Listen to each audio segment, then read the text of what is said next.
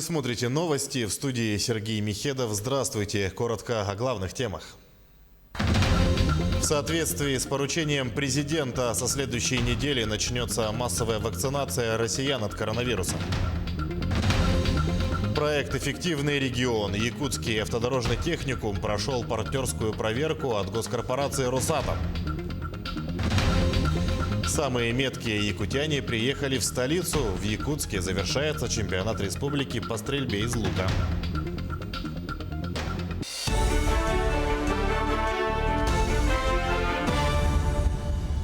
За минувшие сутки в Якутии выявили 165 новых случаев коронавируса. По информации регионального оперштаба, в Якутске заболели 72 человека.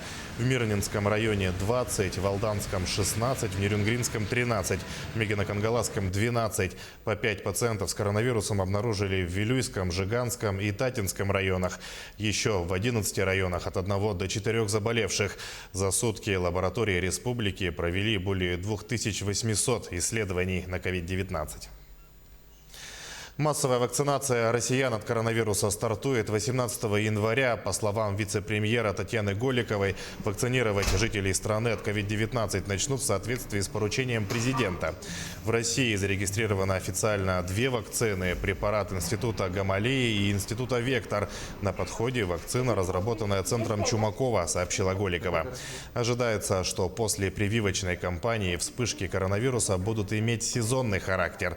Напомним, вакцинация от инфекции в России началась 5 декабря. Пока прививку получают граждане из групп риска. Это учителя, врачи, пожилые люди старше 65 лет и другие.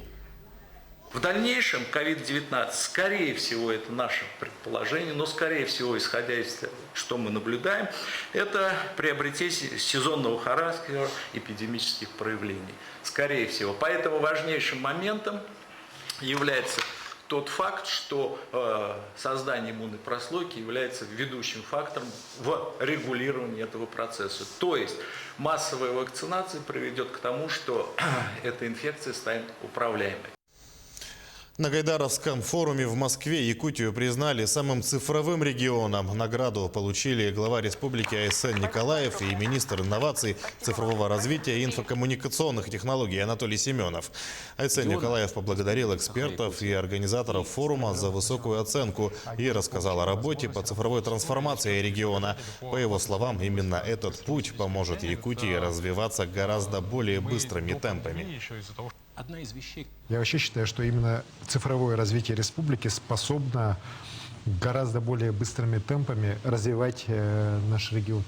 К сожалению, это огромное пространство, абсолютно слабая развитость транспортной инфраструктуры, наши суровые природно-климатические условия, они объективно нас ставят уже в не очень равные условия с другими регионами в части обычного социально-экономического развития.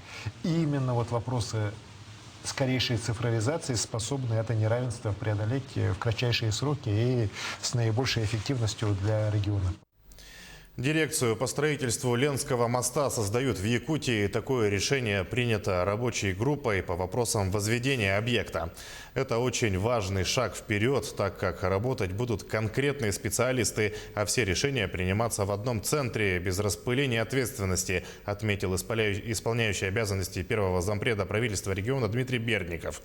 В рамках подготовительного этапа строительства будут созданы 4 строительные площадки, 2 на правом и 2 на левом берегу Лены. Возведение планируют начать с 4-й площадки, где построят стартовый городок с общежитиями для строителей. Дмитрий Бердников подчеркнул, что по договоренности 30% строителей должны быть вахтовики, а 70% – местная рабочая сила.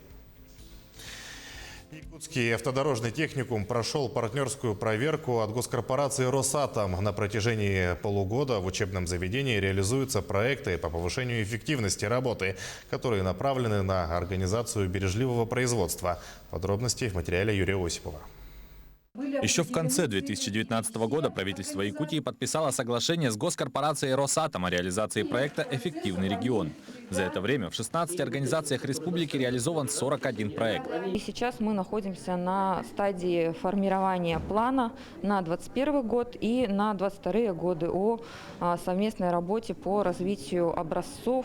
Образец – это некий эталон, да, прежде всего, если мы берем, к примеру, техникумы, да, то есть это образцовый такой эталонный техникум, который может свои наработки в сфере бережливого производства передавать, если мы говорим про местный уровень, соответственно, на уровне республики Саха-Якутия. Если мы говорим про образец уже регионального уровня, то отдельные регионы. На протяжении полугода проекты по повышению эффективности работы реализуются в Якутском автодорожном техникуме. За это время в учебном заведении уже реализованы 2 проекта и еще 2 находятся на стадии реализации. Внедрение методики инструментов бережливого производства, они помогли нам повысить эффективность и производительность труда. Да? Вообще методика бережливого производства, она способствует осознанной культуре бережливости в нашем техникуме. Да? И помогло организовать рабочие места, повысило эффективность и производительность, уменьшила потери в временной форме и материальной форме. Якутский автодорожный техникум прошел партнерскую проверку образца местного уровня. По итогам проверки техникум получил максимальные оценки по всем пунктам. Создание образца в Якутском автодорожном техникуме несет огромное значение для развития бережливых технологий в Республике Саха-Якутия.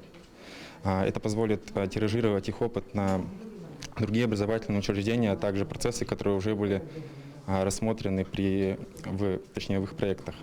Проект «Эффективный регион» призван для оптимизации и улучшения процессов в любых сферах жизнедеятельности региона. За время реализации в республике он показал свою состоятельность. По сообщению организаторов, за прошлый год средняя эффективность по проектам составила около 120%. Юрий Осипов, Георгий Григорьев, Якутск. Чемпионат WorldSkills начинает свою работу в Якутии с 18 по 29 января. Состоится 9-й открытый региональный чемпионат «Молодые профессионалы» в очно-дистанционном формате.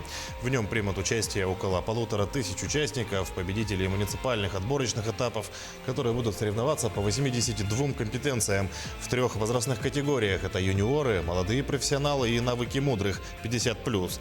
По информации Миноборнауки региона, чемпионат пройдет в 10 районах республики, где будет задействовано порядка 30 соревновательных площадок. Новые компетенции у нас с каждым годом появляются. Рекрутер появился в этом году, охрана труда, речные суда, обработчик рыбы. С очень разных таких направлений появляются новые компетенции. Заявок подано достаточно, больше 1700, из них допущены к 1500. На федеральных трассах Вилю и Колыма дежурит более 130 единиц специальной техники. Они круглосуточно проводят объезды.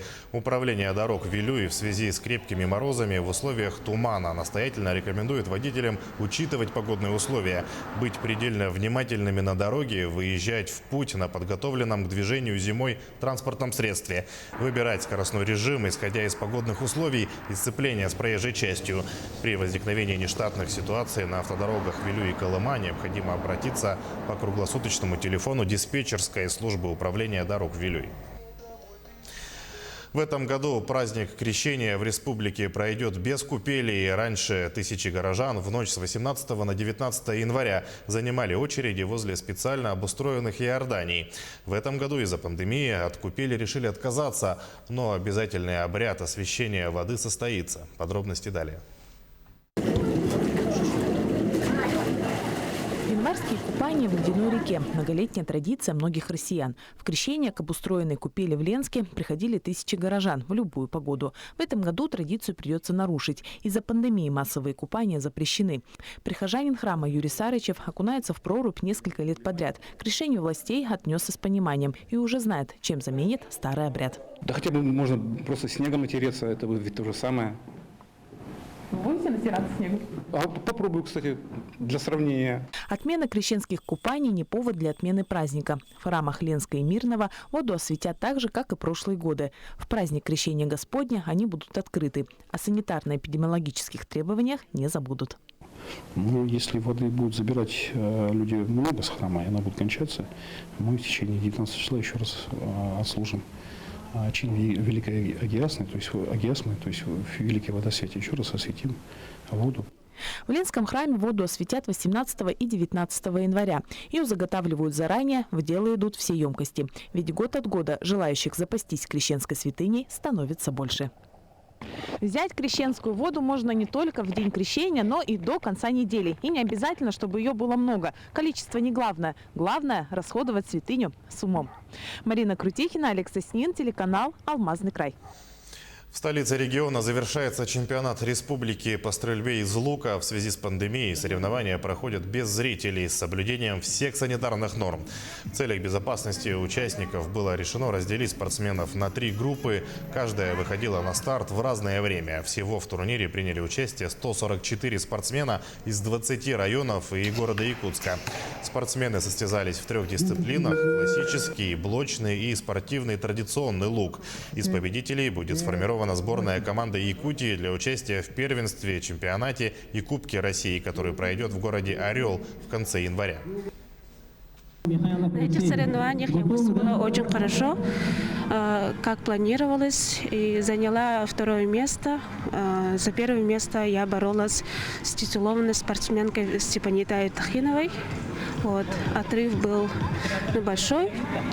Я после долгого перерыва только начинаю свою форму подтягивать. Я чувствую небольшую уверенность, но также присутствовало волнение, когда стрелял, потому что это мой 2-й официальный старт со время карантина. До этого я провел 3 старта в онлайне и в сентябре последний раз ездил на чемпионат России. Мы следим за развитием событий. Не забывайте носить маску, соблюдать безопасную дистанцию. Оставайтесь с нами.